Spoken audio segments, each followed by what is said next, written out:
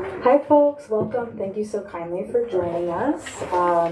We are here at Green Apple Books on the Park. Thank you so kindly. My name is Car Johnson. I'm the events coordinator here for Green Apple. And tonight we have the pleasure of hosting a panel on labor and community activism featuring Jon Melrod, Steve Early, and Francisco Herrera, two of whom are right behind me, and Steve is right here. Let's give a hand for our three of these guys. We put this panel together to commemorate May Day and also to celebrate the release of Jon's book, Fighting Times. So let's give another hand for Fighting Times, actually. It's what brought us together here today. So you can tell by the poster here. May Day, or International Workers' Day, is the day that commemorates the struggles and gains made by workers and the labor movement. And as a unionized bookstore here, represented by UFCW Local 5, we are very proud to be hosting this event. Thank you so kindly for joining us both in person and online. Also, folks, if you're looking for seats, we have plenty. All of this is seating right here. I'll put a couple more chairs out in the back.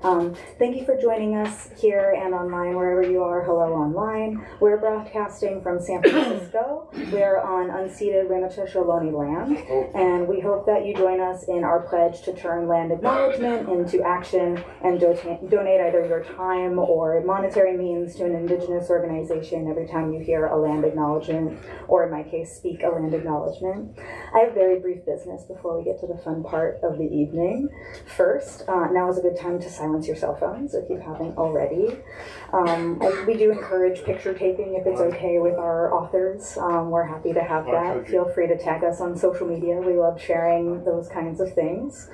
Please do check out our event calendar at greenapplebooks.com. We have a really great season ahead of us. So if you like events such as the one you are attending right now, you might like what else we have coming up in the season.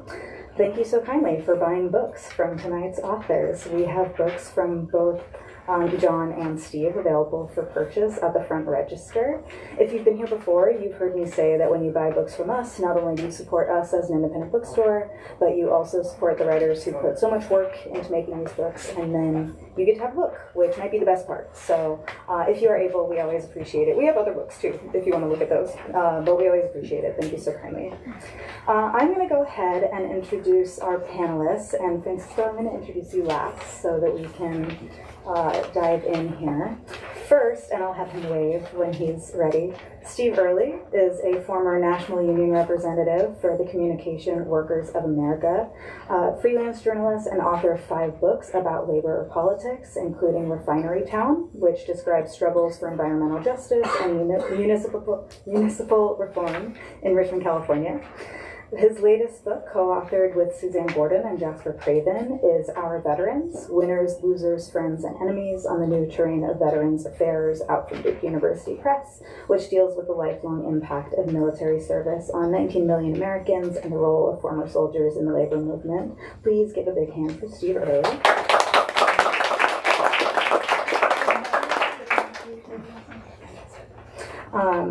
Next, I'd like to introduce Jon Melrod, who's active in the student movement that opposed the Vietnam War and a supporter of Black liberation. Jon embraced the ideology that the working class held the power to radically transform society. He left campus for the factory in 1973, and for 13 years he immersed himself in the day-to-day struggles of Milwaukee's working class, both on the factory floor and in the political arena. Despite FBI surveillance and interference, he organized a militant rank-and-file caucus and rose through union ranks to a top leadership position in the UAW Local 72. And after a mass workforce cutback imposed by AMC's joint venture partner Renault, he left to attend Hastings College of Law in San Francisco in 1985, which brought him here. Graduating cum laude with a JD, he opened a law firm in San Francisco, successfully representing hundreds of political refugees. And his latest book, Fighting Times, Organizing on the Front Lines of the Class War, is part of the reason that brings us together tonight. Let's give another hand for Jon Melrod. And last but most certainly not least, Theologian, cultural worker, singer-songwriter, Francisco Herrera is a co-director, musician, and educator for the social justice organization Trabajo Cultura Caminante. He has produced 7 albums. He is a co-host of the KPFA radio shows La Onda Bajita and Flashpoints, and is an interfaith organizer for the Interfaith Committee for Worker Justice and the East Bay Alliance for a Sustainable Economy. He ran for mayor of San Francisco in 2015. Here to sing the Internacionale, please welcome Francisco Herrera. Pues muchas gracias. Thank you very much, everybody. Buenas noches. Good evening. All right, well, in good form, we made little copies for folks. I don't know if you have your singing book here right here. What I did is actually I put on the first side the Billy Bragg version of lyrics, more updated, that we'll actually be singing together. And a little bit of the Spanish, I'll tell you a little about that. But on the other side, I put the original translation from the English, from the author of the Internationale, a refugee survivor of the Paris Commune, Eugène Plotier. And in 1871 he wrote it, and then in 1881 or 1880s, Pierre de Gater put the music to it, and we're gonna do the updated 21st century Billy Bragg version of the lyrics. But let's go into Spanish 302B, because I know this is a pretty bilingual crowd. And we'll do a little bit of the Spanish version. Sorry, I have a cough from singing out on the streets with the janitors union. Arriba, víctimas hambrientas, vamos todos a luchar por la bandera proletaria, nuevo mundo nacerá. You learned it, huh? Let's try it one more time. Arriba, víctimas hambrientas, vamos todos a luchar por la bandera proletaria, nuevo mundo nacerá. And I learned that verse from my mother, who, rest in peace, rest in power, and rest in music, said to me once, in the 30s I had to go to school and we had to sing this as the national anthem every single morning. Those damn communists used to make us sing it. I'm going, oh my God, that's great. And so she actually sang it, and that's how I learned it. I said, well, that's how I learned the Spanish version, because I've been singing it in English with all the groups of Bolshevik Cafe and the many groups that sing in the Western Workers Heritage Festival. And but in fact, in Mexico, yeah, well, as you know, Mexico actually gave refuge to Trotsky after he fled from the Soviet Union. Sorry, all of a sudden I'm warmed up, so more coughing. But after the war, and even during the Contra-Revolution, where people of faith were manipulated by banksters and other elites to think that they were fighting a religious war of the Cristeros, but in fact, it was a counter-revolution of what was happening in the late 20s and 30s. Lázaro Cárdenas broke up the lands and created the communes, which in Spanish are called ejidos, and those started getting distributed.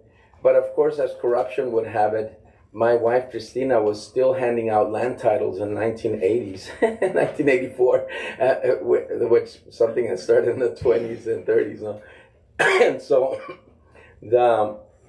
those communes really produced a lot of life, a lot of community, a lot of progress, and people like my relatives were able to live in a viable way, still as country folks, still as farmers.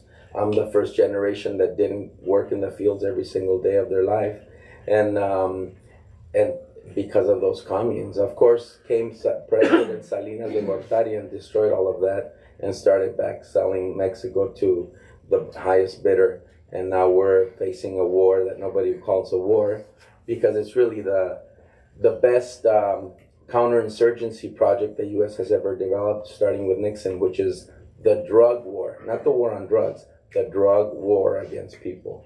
And so in Chihuahua, and Durango, and Sinaloa, and Sonora, Michoacan, Guerrero, people are being murdered, 16 to 22, 22 to 23 people every single night, today, tomorrow, the day after.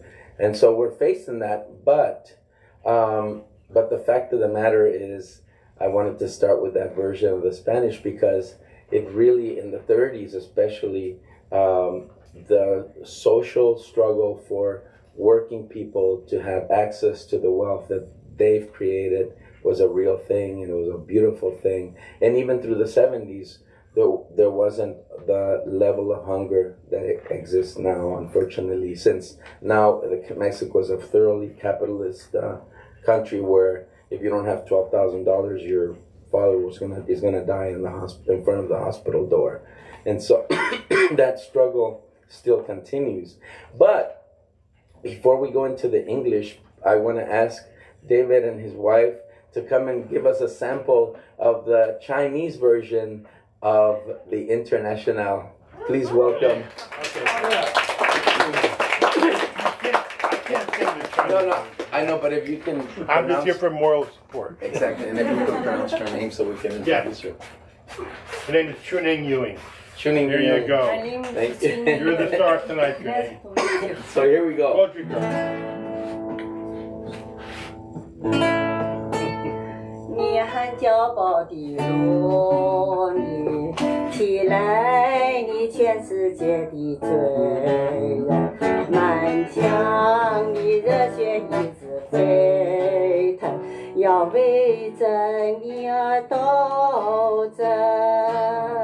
旧世界里打破落花流水，路你们起来起来，不要说我们一无所有，我们要做世界的主人，这是最好的团结起来到明天。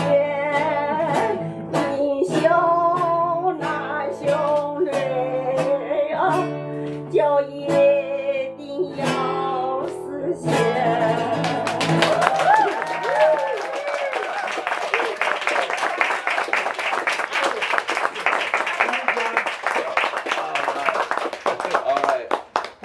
So we could read the. All right, so here we go. The particular part I want us to learn together. Everything else you can la la la and hum and all that stuff, but a part that says. Am I in the right place? Oh, sorry, I went to the wrong. The double spaced version, and it says. So come. I'm sorry, I've written brothers and sisters, but I sing it sisters and brothers. So come sisters and brothers, for the struggle carries on. The Internationale unites the world in song. Let's try that one. So come sisters and brothers, the struggle carries on. The Internationale unites the world in song. So comrades, come rally.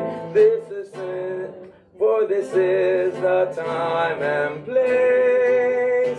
The international ideal unites the human race. Here we go. Stand up, all victims of oppression, for the tyrants fear your might. Don't cling so hard to your possession, for you have nothing if you don't have right. Let racist ignorance be ended, for respect makes empires fall. Freedom is merely privilege extended, unless enjoyed by one and all. Here we go. So come, sisters and brothers, for the struggle carries on. The Internationale unites the world in song. So comrades, come rally, for this is the time and place. The international ideal unites the human race. Let no one build walls that divide us, walls of hatred, walls of stone. Come greet the dawn and stand beside us. We'll live together or we'll die alone. In a world poisoned by exploitation, those who have taken, now they must give. And end the vanity of nation, we but one earth on which to live. Here we go. So come, sisters and brothers, for the struggle carries on. The Internationale unites the world in song. So comrades, come rally, for this is the time and place. The international ideal unites the human race. And so begins the final drama in the streets and in the field. We stand unbowed before their armor, we defy their guns and shields. When the fight provoked by their aggression, let's be inspired by light and love, for they offer us concession. Change will not come from above. So come, sisters and brothers, for the struggle carries on. The Internationale unites the world in song. So comrades, come rally, for this is the time and place. The international ideal unites the human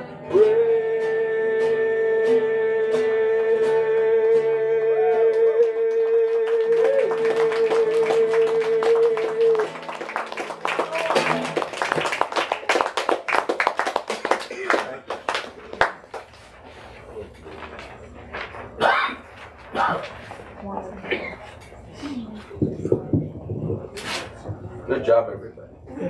Thank you. John, are you planning on reading, or should I invite your fellow panelists up? We're gonna have Steve there. Wonderful.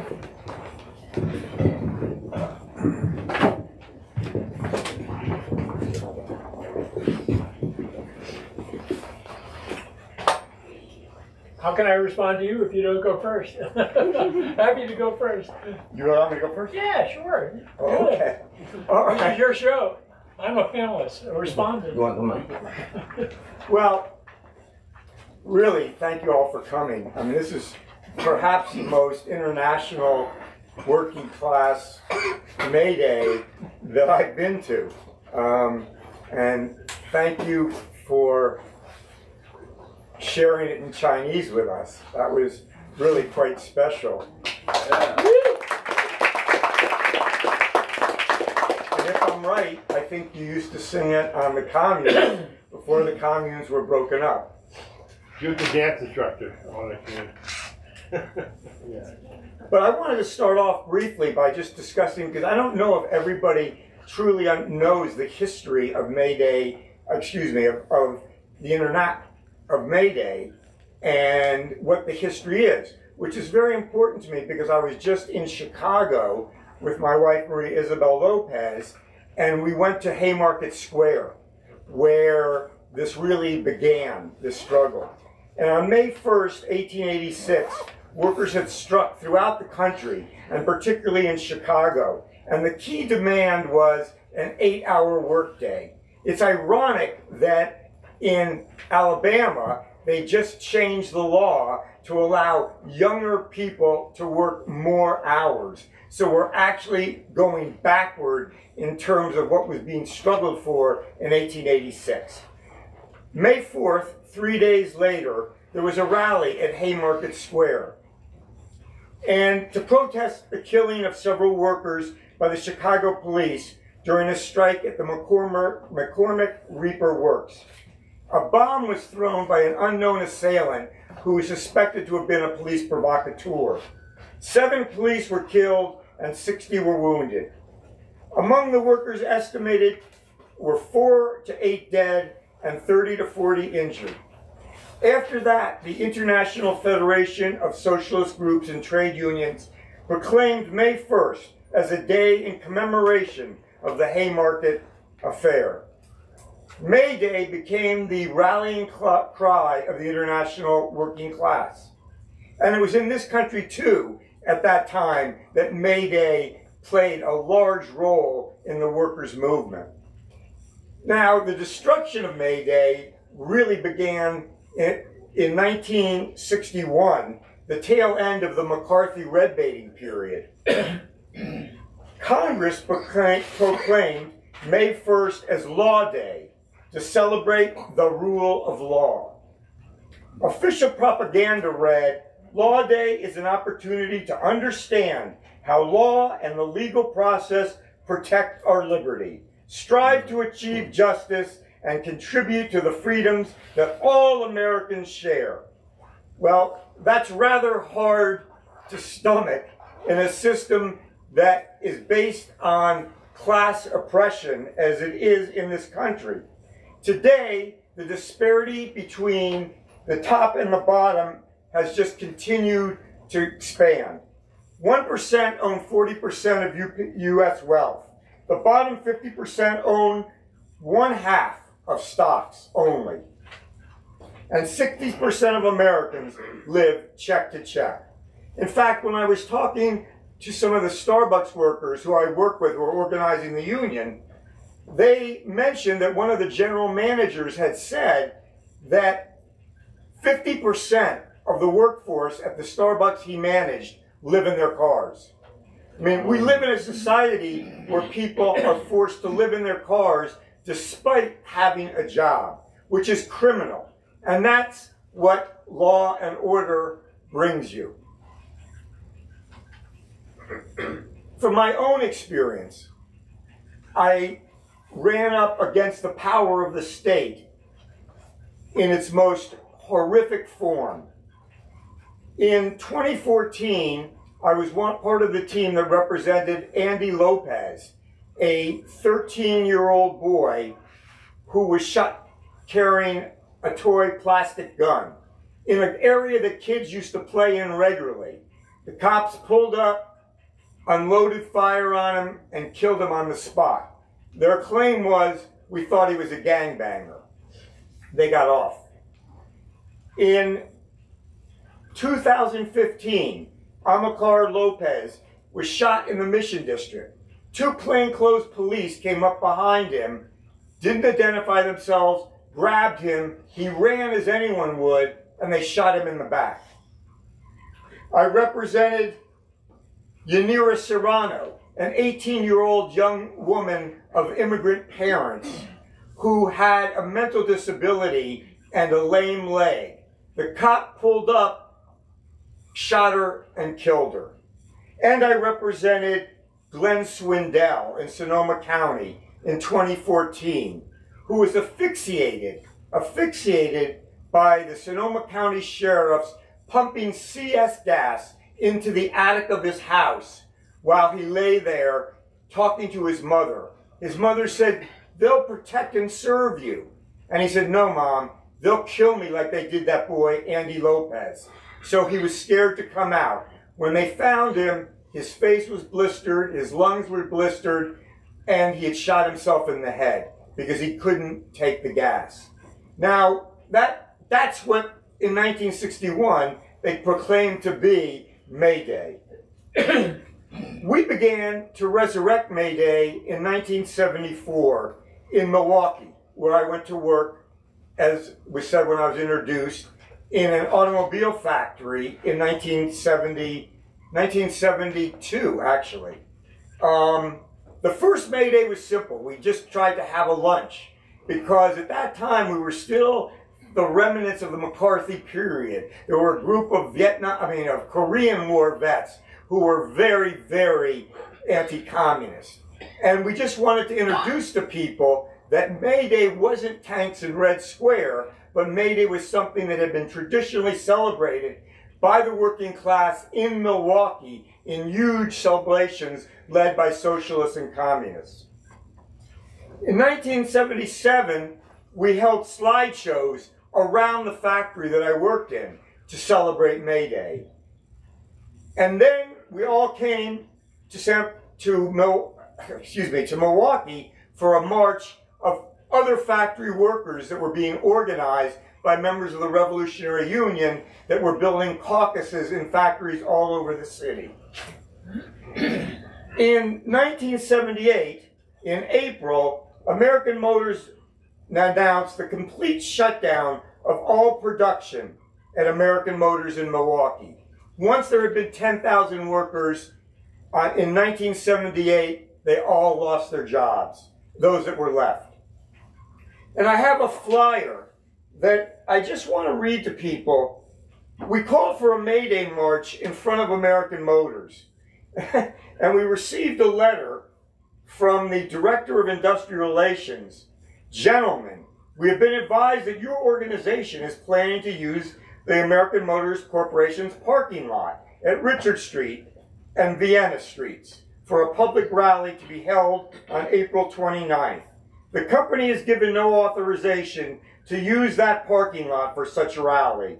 The parking lot in question is private property, and as such, unauthorized use would constitute trespassing. Please schedule your rally for some other location." Of course, we didn't, and this was after they had announced the complete shutdown of one of the main factories in Milwaukee.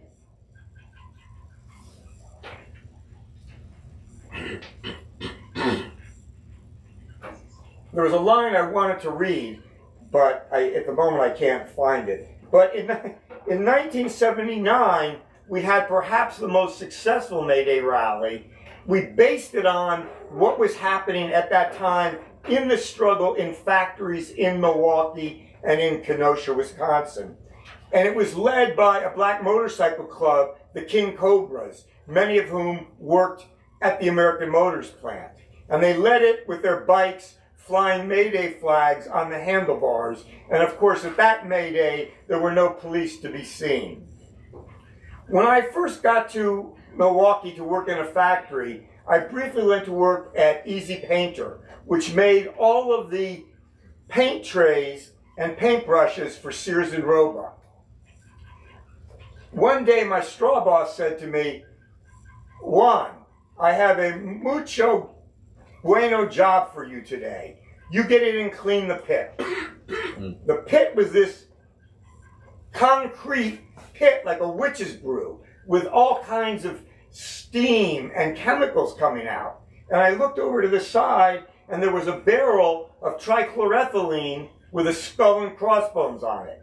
And I said, "Hey, where's my PPP, my protective gear? Where's my respirator?" He says, "That's all for sissies. Are you a sissy?" Well, I got in, and I cleaned the tank. And every 30 seconds, I was overcome with these fumes from trichloroethylene. and had to jump out of the pit to get air. The reason I bring that story up, and the reason my book talks about the class war, is that I was diagnosed in 2004 with terminal pancreatic cancer and only given 6 months to a year at most to live. And that, in the prognosis of the surgeon, tied it directly to trichloroethylene and to tanning solvents. So even though they knew, and even though the skull and crossbones were there, they wanted to make the greatest profit possible, which is what defines capitalism, regardless of my health. And I later went into a foundry where you poured molten steel into sand molds. Silica dust was flying through the air. It was all black workers but me. And God knows how many of them died of silicosis from that experience.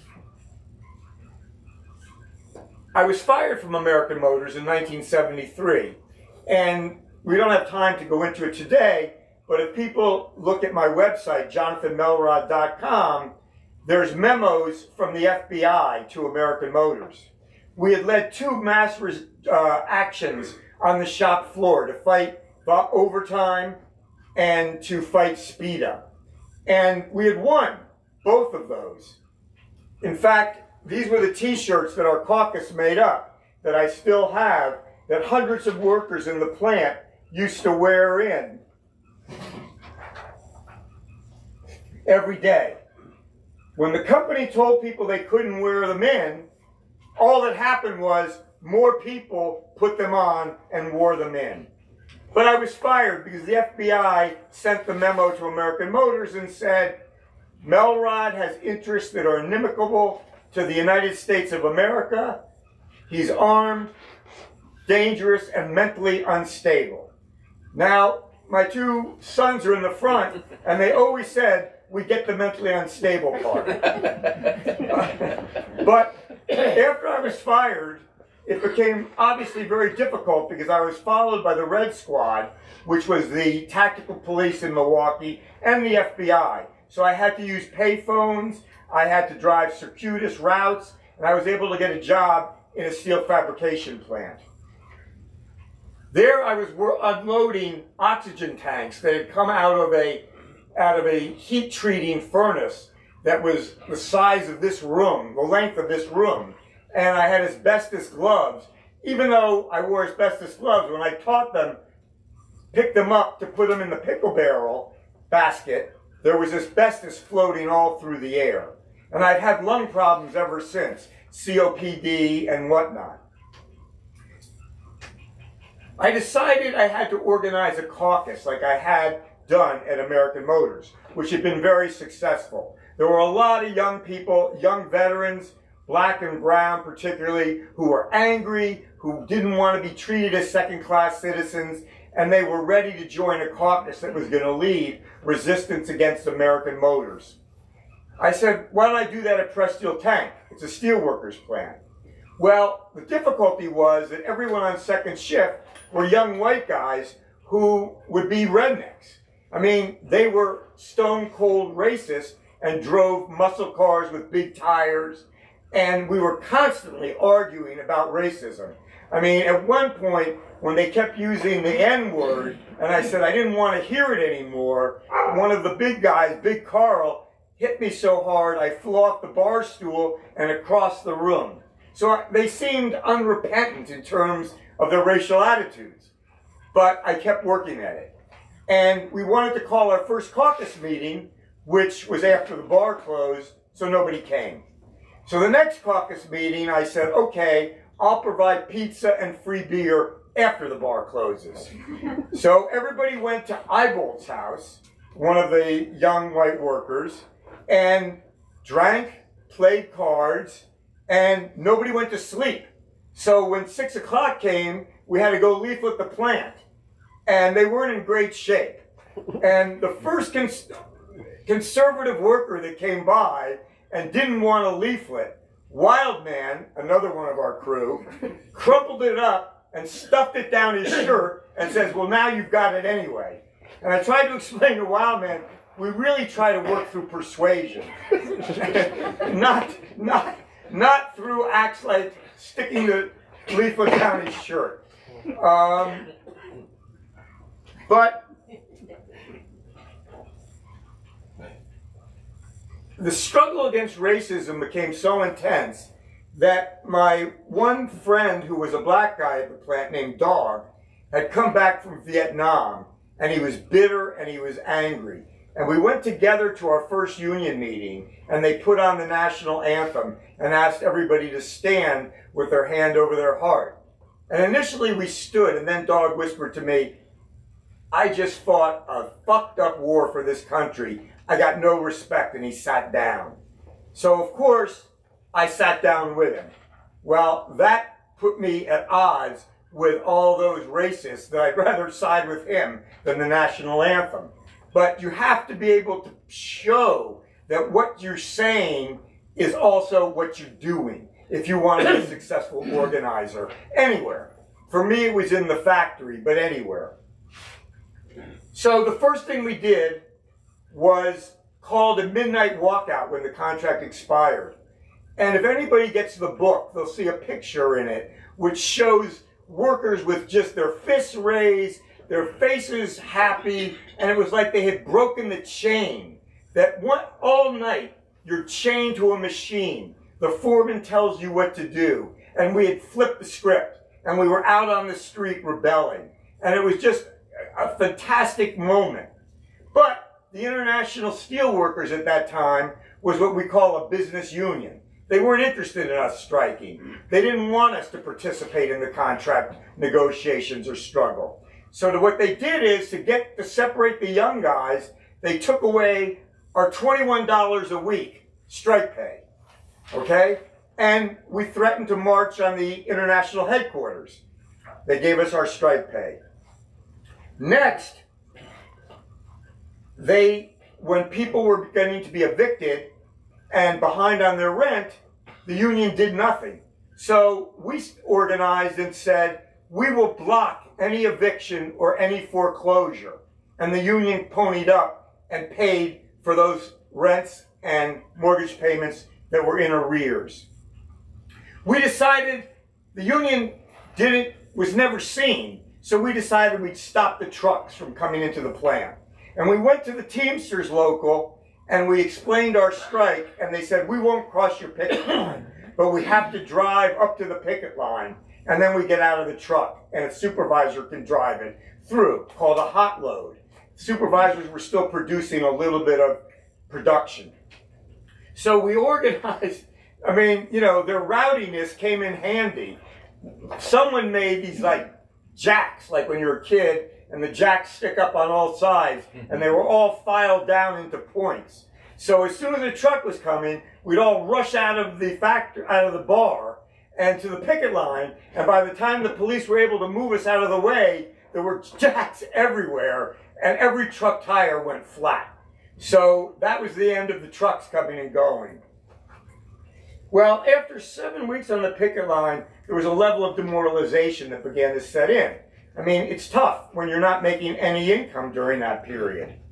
And Eyebolt, whose house we had met at, had his cherry red Trans Am with wide tires repossessed by the judge. And people were really bummed out, particularly the young guys. And it really came down to, hey, Melrod, you took us out here, now what happens? So I thought about it and I said, okay, if we're really going to use collective action, it's not just in the factory, it's in society. And so we called a picket line in front of GMAC, the financial arm of GM. And there were about 70 of us from the strike out front.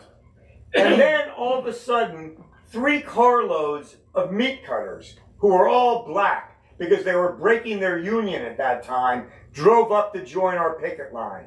And all these guys, the days before, had been talking all kinds of racist nonsense, were, you know, they were like shocked. We're being joined by all these black guys.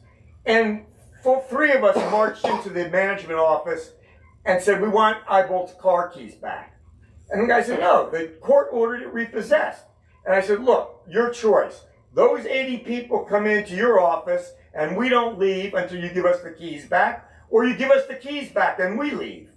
Well, they gave us the keys back, and it was a tremendous victory because on the picket line, everybody knew that we were willing to defend Eyebolt or any worker who was being evicted, who was being foreclosed, who had lost their car. What's interesting is that the next week I asked all of our guys to go picket at the meat cutters picket line. And we all went. And you could see their timidity because all the meat cutters were black. And we were stopping the scabs from coming in. And it was violent physically. But all of them joined in. And within days, their attitude changed. You know, it changes because of experience. It doesn't change because of me saying to you, I don't want to hear you talking nasty. It changes because we show that the working class united has power.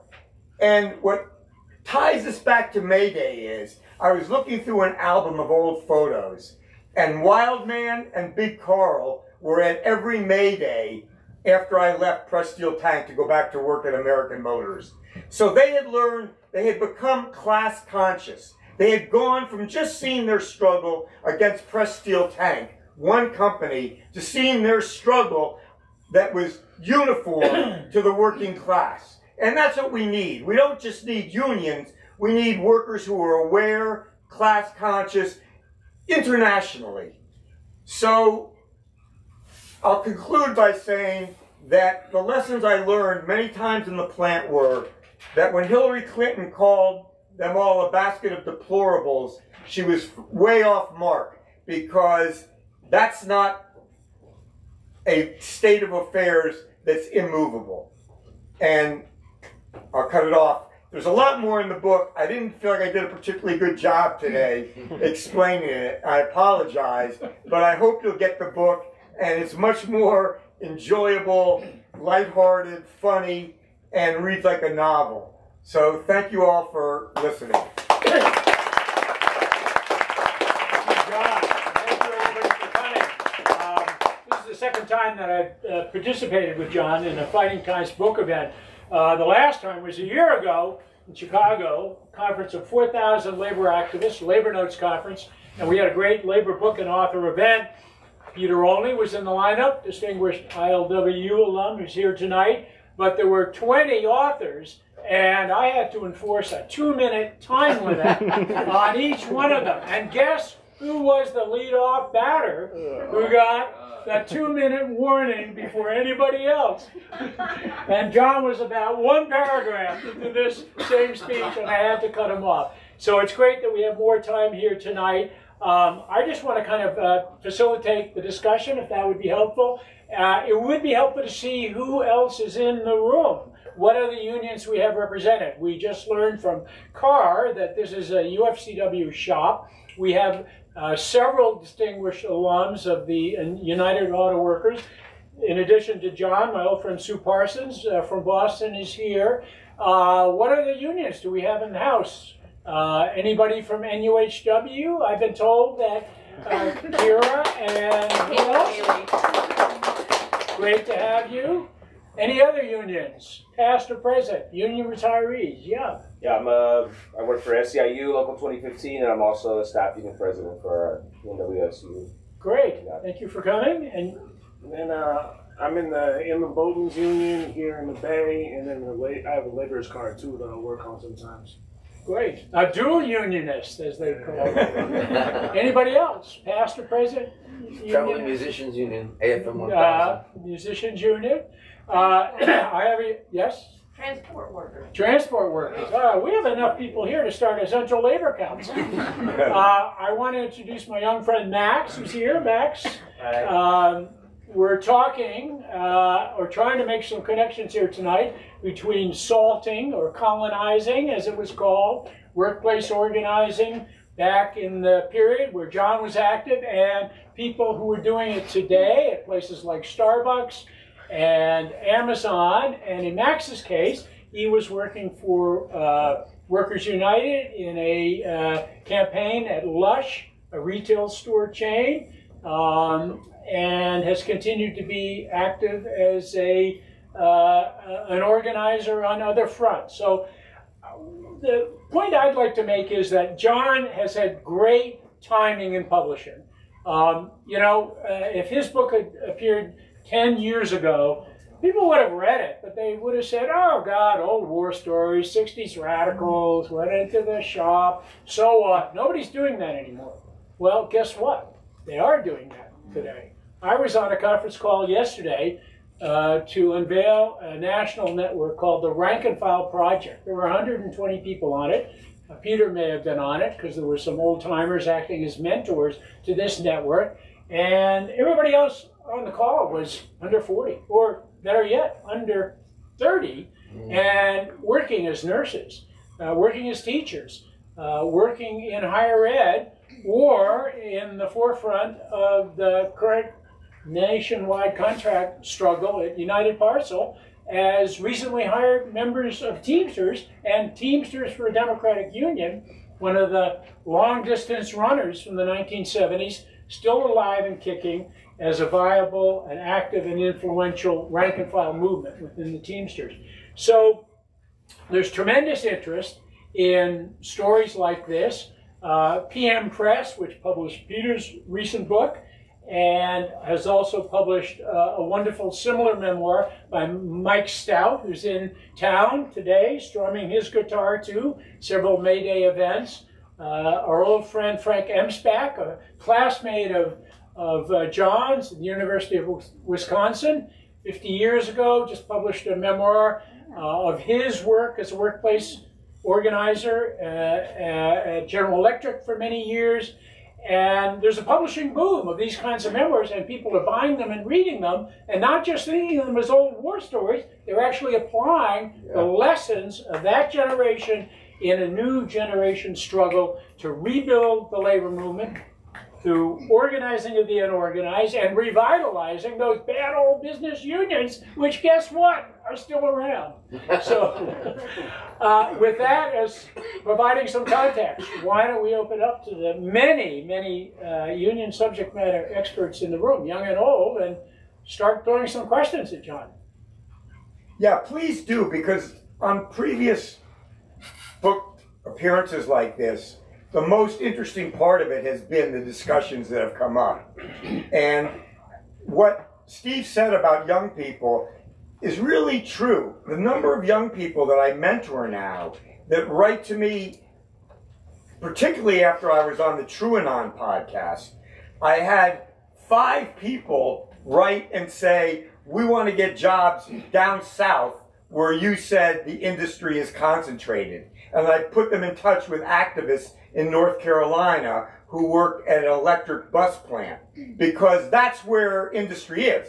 Never forget, there's 2 industrial powers, China and the US. We're still an industrial country. It's just not in San Francisco. It's in the Southeast. But please, it's always hard for the first person to put their hand up. So it's not, because I'll call on somebody. There you go. If I don't see a hand. Sue! So I'm from Boston, and I'm a former local president of a university local at Boston University. But first of all, Jon, I wanted to say to you, you have nothing to apologize for, because you gave the perfect May Day talk. So thank you for that. Yeah. Your passion, your energy, and relating all those great stories. So I have two questions. One is if there's any story having come from a UAW shop about your time in the UAW, but then also talking a little bit more about how we can be more effectively engaged in the Southeast now. Because I mean, I just spent a couple of weeks in North Carolina, and all the political news coming out of the Southeast is so disturbing on so many levels. So anything you have to say about it? yeah, starting with the last question first, or any of us can answer it. So, but starting with the last question first, the person who contacted me after reading the book, who's a UAW worker in a bus plant, electric bus plant, just told me that the steel workers are organizing the other bus company, which is Bird. Okay, he's at Thomas, and they need help. So I've been trying, and Peter Olney has been working on an article that will talk about the importance of organizing in the Southeast.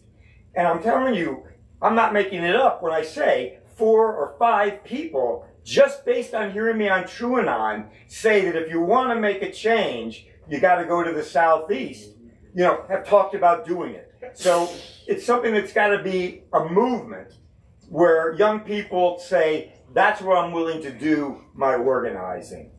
The first question is really the whole book. but I will just say this, that our union was a legacy union from before Walter Reuther traded away the shop floor rights. We had a right to strike over all grievances.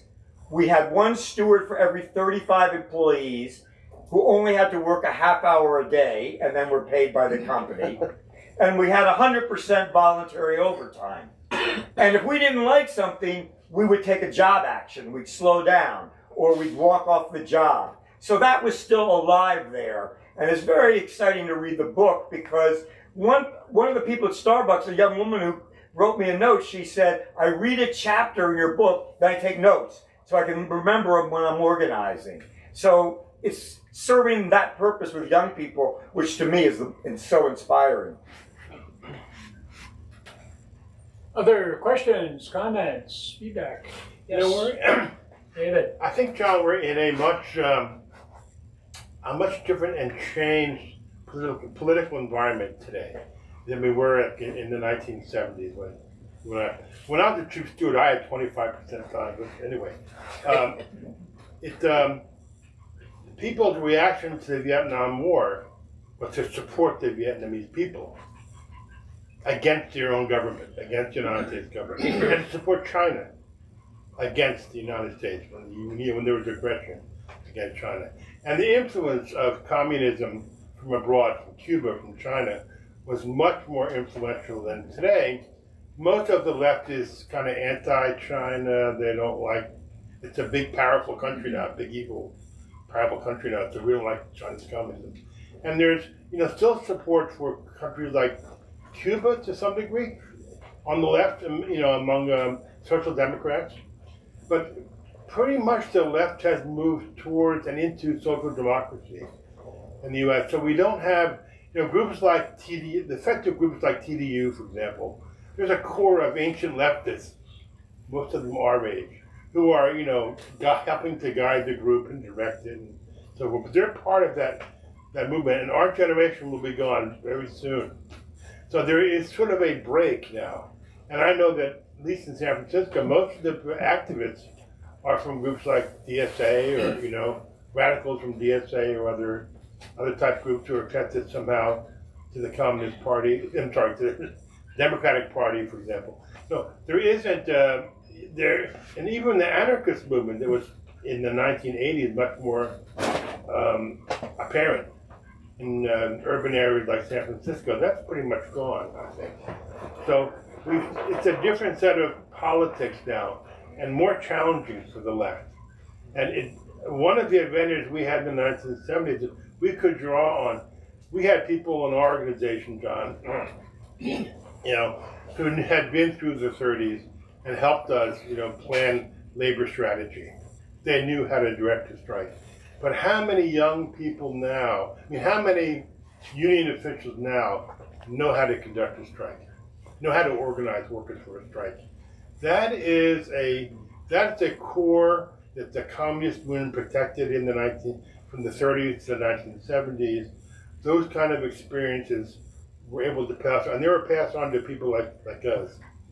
But that is an advantage that young people today don't have because of the collapse of the left. Not just in the U.S., but all through Europe and the rest of the world too. Great topic. Yeah. Why don't we try to have an exchange about mentoring, how that's working out. But I want to note that I'm going to have to go back to Richmond tonight and tell my neighbor, Ken Paff, a co-founder of Teamsters Democratic Union, active in the movement since 1975, that he was referred to tonight as an ancient leftist. Don't tell him I said. Okay. All right. So how do we have this cross-generational exchange and mentoring so that some of the experiences that David suggest may be lacking in the current generation. People get the benefit of mistakes made and lessons learned 30 or 40 years ago. Peter. Can you stand up, Peter? The opposite. Can you stand up? We were pretty damn arrogant in dealing with elders who tried to help us think about what to do based on their experience. In my mentoring work, I'm finding young people are much more open to hearing from us and our experience. And that was one of my questions for Jon, is how does he do the mentoring? Because if you're asking somebody to go to work at Amazon, that's a tough haul. Amazon relies on redundancy and turnover to try to avoid unionization. So how are we counseling people and helping people to stay in the trenches for the long haul? You were able to do that, Jon, so maybe you could help us a little bit with how you sustained yourself. Well, first off, don't sit down. Could you please tell us a little bit about your work with Amazon? Because that's something that's very inspiring and that is in the news a lot. So. Well, just that I was put in touch with a lot of young people who are going to work at Amazon to organize. Some of them are connecting with existing unions. Some of them are building independent networks. One of them is called Amazonians United, and I'm quite impressed with the work they do, particularly in the Northeast corridor. So it's a large trove of folks, but they need our support, they need our advice, and we really need to figure out ways to sustain them, both psychologically, politically, physically, and economically. And those are the kind of challenges we're dealing with. For instance, somebody's working on the line at Amazon, that can kill you. But if somebody could become a robot repair technician, that would be a job that you might be able to sustain for a while, and it would give you the run of the whole warehouse to talk to other workers. So those are the kind of challenges we're trying to take on when we think about real organizing. And I know you had all those experiences, Jon. You know, no, I was just going to say, I mean, that is a tough question. You know, I mean, we came out of the student movement where we had a level of dedication to making change to what we thought was making a revolution that was fairly high. I mean, when we organized in Madison at the university, in SDS, Students for Democratic Society, and the black students were going to go on strike, we used to go into the dorms 3 nights a week to bang on doors and talk to people about why the black students deserve ethnic studies. More, you know, there were only 500 black students out of 30,000 students in Madison. There's still only 500 black students, which is, you know, criminal. But I think that part of our dedication came from our experience of camaraderie in fighting the Vietnam War, in fighting the police in the streets, having the National Guard brought in and moving us with their bayonets from blocking the buildings. And I think it wasn't such a difficult leap, because our organization, which is Mother Jones Revolutionary League, in its principles was, we will leave the campus to go to the army, to organize against the Vietnam War, or to go into factories. So that was our orientation. I think that, you know, one thing that I've found is that, this is a little bit different than what David said, but there's such an openness among young people to socialism that makes them much more open to these ideas. And, you know, they have to learn that whether you want socialism or you want change, it takes a level of dedication and commitment. And what's the alternative? The alternative is the destruction of the planet. I mean, that's what I've been most impressed with when I work with Starbucks organizers. They have taken, in Boston, when they brought in a racist manager at I think it's the Cambridge store, they all walked out. Just on the spot. They walked out when she started her, you know, misbehavior. And they camped out in front of that Starbucks in tents and sleeping bags so the Teamsters wouldn't cross the picket line, and they shut down that Starbucks for 2 months. That's old school stuff that just came out of their feelings of, we want to have a democratic rank and file based union, and we're going to do it on our own, which I really get that vibe. I mean, when people say they want an independent union, I'm not sure that you can sustain that. Like at Amazon, where I think you may need the Teamsters to come in, but on the terms of the rank and file.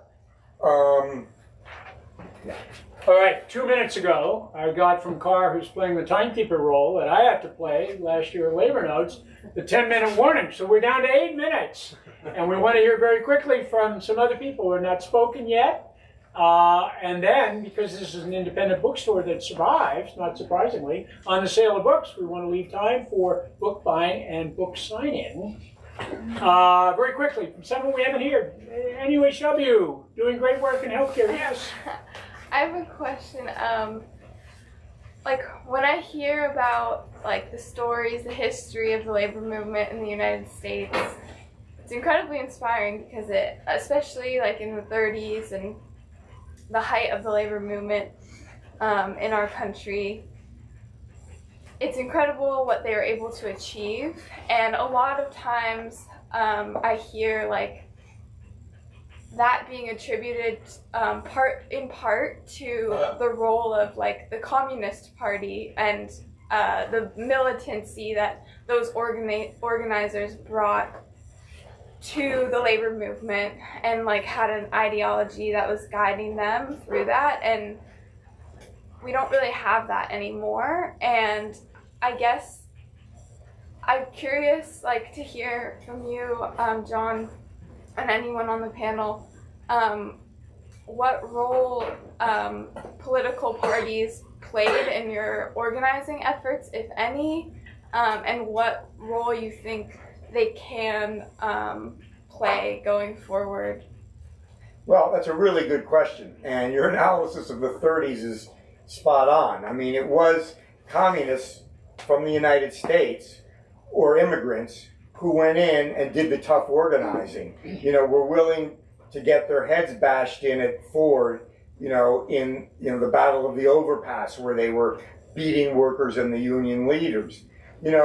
I think organization is absolutely essential. I had this discussion with my son Eli the other day after I was on TrueAnon, and on TrueAnon I kept making the point that we have to be organized. There's a lot of pushback against organization right now.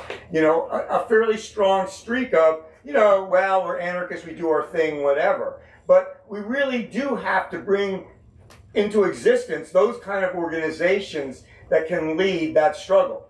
I don't know if I can define what that is. I don't think you can go back in history and say, because the Communist Party did this in the 30s, or the group I was in, David was in, which was the Revolutionary Union, did it in the 60s and 70s, or that Peter was in. I think there's going to have to be new forms that are developed that grow out of the struggle and correspond to the times. What do we have left, Carr? 2 minutes? What? 5. Okay. Get off the 2-minute thing. Kind of to add on to that. I want to be invited back, John. To add on to their... Max, you got to stand up, because with the mask it's hard to hear. And then we have another hand here. So why don't we take the 2 questions or comments, final response, and then we're going to have to wrap it up. I really hate that. To add on to their point, do you think that a political party will kind of arise from the big labor movement that's happening right now, or will it kind of stay, or still become uprisings and kind of flashes in the pan? Good question. And there was a hand next to Peter. Did you? Hi. Great part on TrueAnon. I just want to say that, very similarly to the 30s and all of the things that you've explained, and in the 60s, if you look at the Black Panthers, they were young adults like myself, very militant, very radicalized, really. And kids my age, he noted, I feel are pretty detached from it, probably because of the phones. I don't want to be that person, but I feel that is a huge distraction to young people? Like also to your point of creating something new, do you think like the phones would help, or we just need to like completely like in order to really organize and like see each other, we have to, as young people, figure out a way to look away from our phones? Well, you know, it's interesting because I didn't know anything about social media or TrueAnon, to be honest with you, until I wrote the book.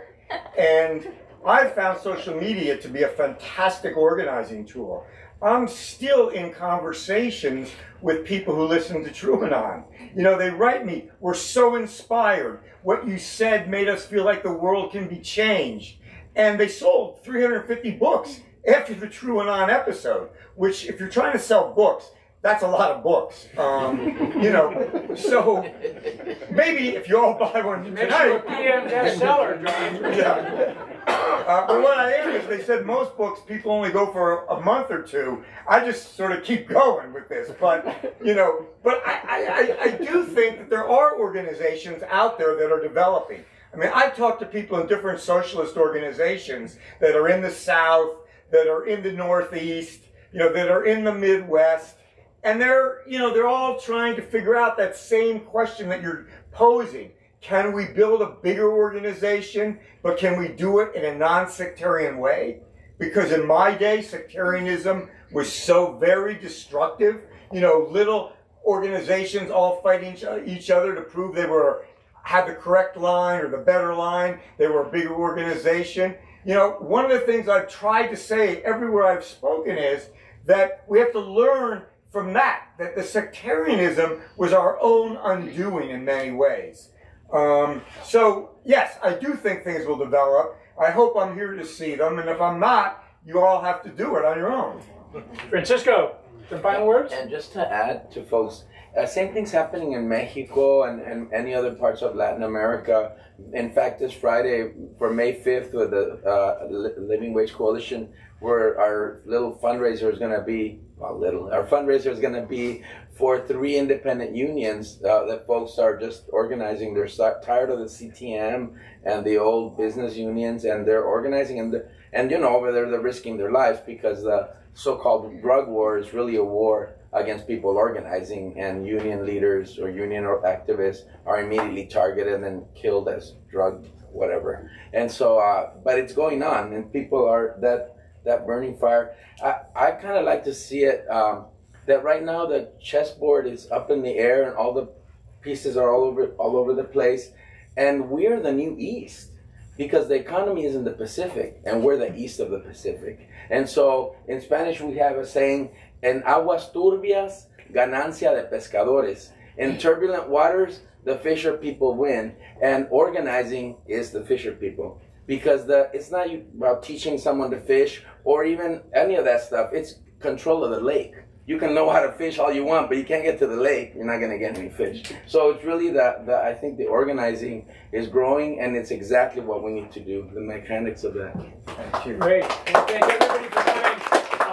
There's a flyer in the back for an East Bay event on Saturday, May 13th. You want to support UPS contract campaigning by Teamsters for a Democratic Union. Need an ancient leftist by the name of Ken Paff and some younger leftists engaged in a modern-day Teamster rebellion.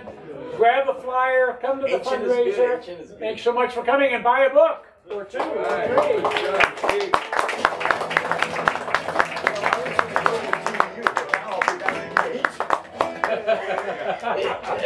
I'll leave it on that musical note and enthusiastic note, but I would like to let you know we do have books for sale at the front register. I don't have a register back here. You can find them there and bring them back here for our authors to sign them. We have both John and Steve's latest books. Can we give one more hand for Jon Melrod, Steve Hurley, and